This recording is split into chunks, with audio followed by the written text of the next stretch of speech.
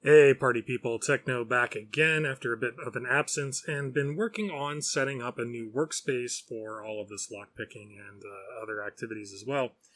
But I do have a new lock to take a look at here, and what I have is one of Masterlock's offerings in the round body padlock category. Specifically, we are looking at the Masterlock 930 KADLH, and this is in their Pro Grade series. Interestingly, Masterlock omits their security scoring metric from this. I mean, it's probably like a 300 or something like that. But in any case, it is part of the Pro Grade series, and of course, if it is professional, that, must naturally mean that it's really, really good, right? In any case, what we have here is pretty stereotypical of your round body padlocks: solid stainless steel body, boron alloy steel shackle, dual ball bearing locking mechanism, so there won't be any shimming this. It is an interchangeable core, so we do have an Allen bolt down that shackle hole to remove that core, which we will do in a bit. And other than that, not a whole lot to really speak of. Drain hole on the back, we have the model number there, drain hole on the bottom, and that brings us to the keyway here, which is, of course, the Masterlock standard keyway. We do have a 5-pin core here with security pins in it, so that's good. And let's go ahead and see what it takes to pick this open.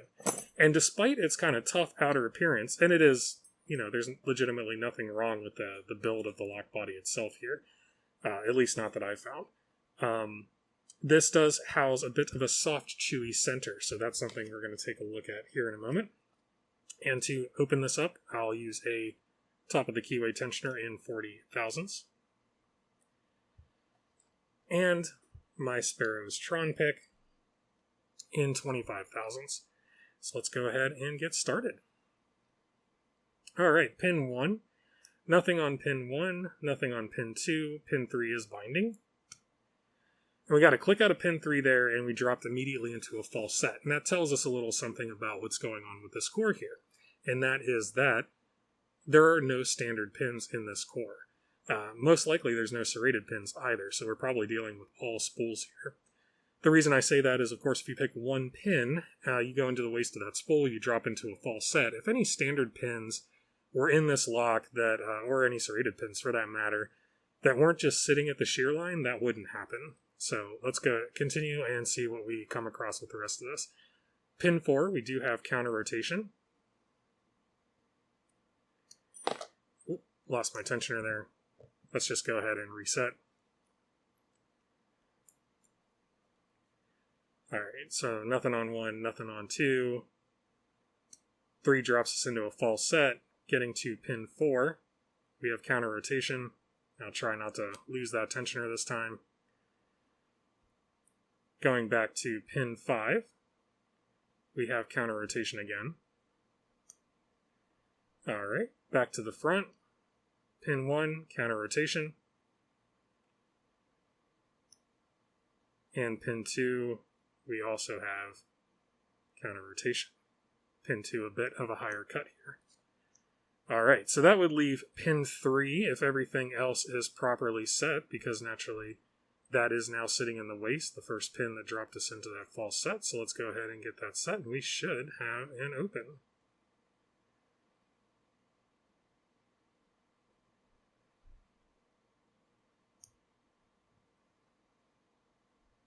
Alright, and we don't immediately have an open, so that tells me that I dropped another pin somewhere along the way, and it would seem that that is pin 1. We do have counter rotation again, and now we have an open. That shackle just falls out under its own weight. If I didn't mention it, interestingly, on this sample, and perhaps all of these, I don't know, I only have the one, the spring in the shackle itself is not actually strong enough to open or pop the shackle open whenever you open the lock, unless gravity is on its side, so you kind of got to pull that open. In any case, let's go ahead and drop this core out and see what we have. So we're going to use a 7/64 Allen key to drop that bolt, and all the guts just come spilling out of it here. This is what I was talking about with that soft, chewy center that we have here. So the core, at least the outer body of the core, appears to be made of some kind of cheap cast pot metal. You can see some casting lines in here. So, and this is crimped on the back end, so you can't just open this up and pull the core out. You would have to pry those crimps apart to get to that. Now, you could drop the pins out of the keyway using this, and as you can see, it would take up to 6 pins there. So that, I suppose, is a positive. But otherwise, kind of disappointing. Not surprising for Masterlock to be cutting corners somewhere to save a few pennies in comparison to all of the other offerings that are out there, including American Lock, which Masterlock owns. And the American Lock, of course, would have not only the 5-pin, maybe even a 6-pin core, but it would also have serrated pins in it and wouldn't have this cheap cast outer body. But the interesting thing I think about this is, just using a 911 as an example, also from Masterlock, the core in this is of much nicer build and quality. Brass outer core, retained by a snap ring, so you can easily take this apart. We have the same 6 pins, and of course, this would drop right into the 930 and function just fine.